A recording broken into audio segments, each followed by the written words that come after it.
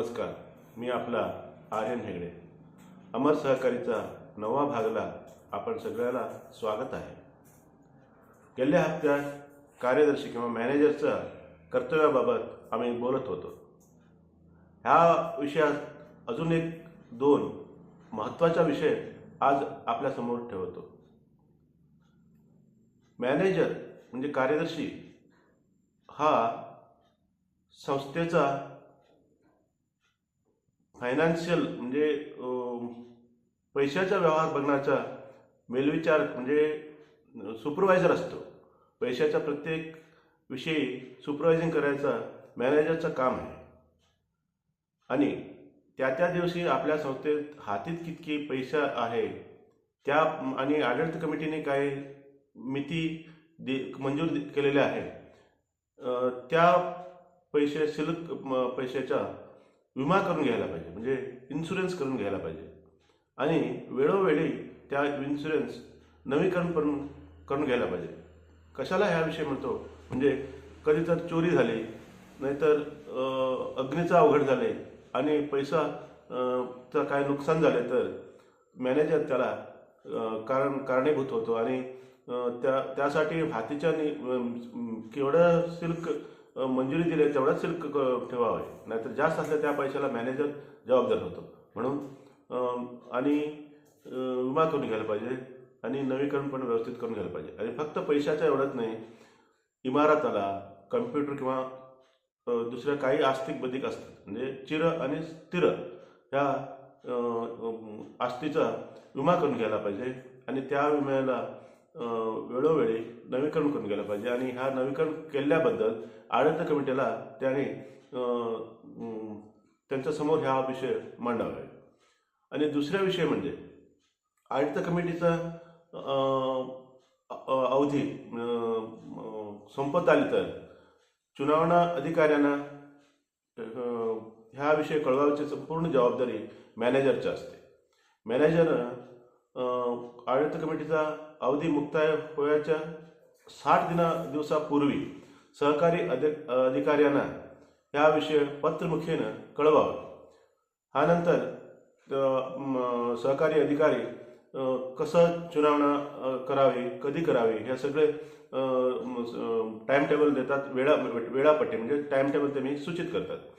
आणि चुनावणाधिकारी चुनावाच्या की 45 दिवस पूर्वी आपल्या मॅनेजरनं आपल्या संस्थेच्या सर्व सदस्यांच्या एक तात्कालिक मतदार यादी तयारी करून घ्यावी. ह्या तात्कालिक मतदार यादी तयार करून सहकारी अधिकाऱ्यांना पाठवावे.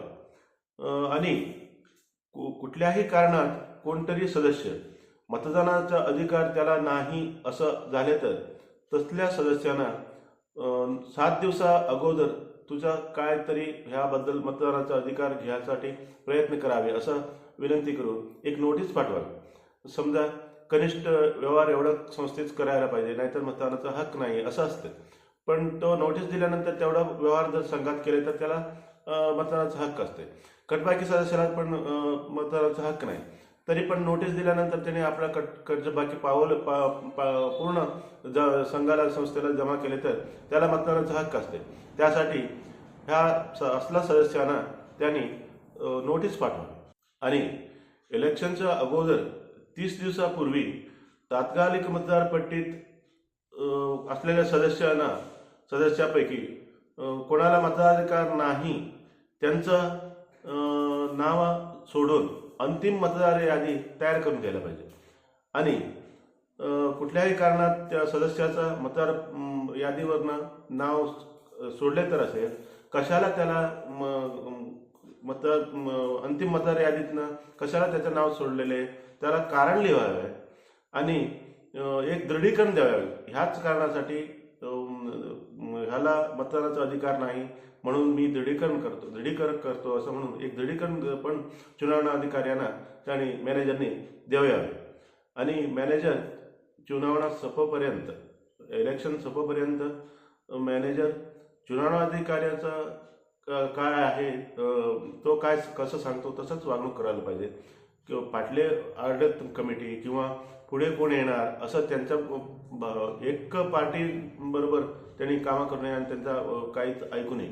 फक्त चुनावणी कार्य कसं सांगतो तसं ऐकावं.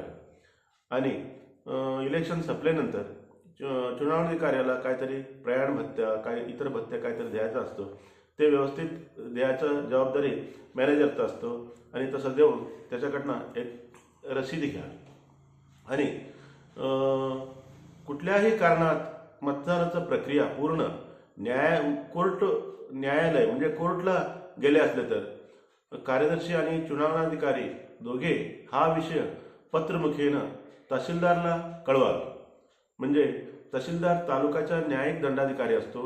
असला विषयाबद्दल त्यांनी दोन्ही पक्षकारांना आपण बोलावून त्यांचं इथंच काहीतरी सोपतं काय विषय सोपलं असतं त्यांनी प्रयत्न करू शकतो. आणि तसंच संपले तर कोर्टला जायचं गरज नसते. म्हणून तर ह्या विषय तालुका तहसीलदारा समोर हा विषय आणवावा. आणि चुनावण्याच्या प्रत्येक वेळापट्टी पत्रमुखीनं पोलीस स्टेशनला पण पाठवावी. आणि आवश्यक असले तर पोलीस ह्या संस्थेचा व्हायच्या जागेला भेट देऊन माहिती घेऊन मॅनेजरच्याकडे माहिती घेऊन आवश्यक असले तर बंदोबस्त पण काम करण्याची जबाबदारी तेव्हा ह्यांचं असते, पोलिसांचं असते. ह्याविषयी एवढा मी सांगून आजच्या विषयी इथं संपवतो. काहीतरी चुकले तर माफ करा आणि पुन्हा पुढच्या रविवारी भेटूया. तोपर्यंत नमस्कार. सहकारो रक्षति रक्षितः.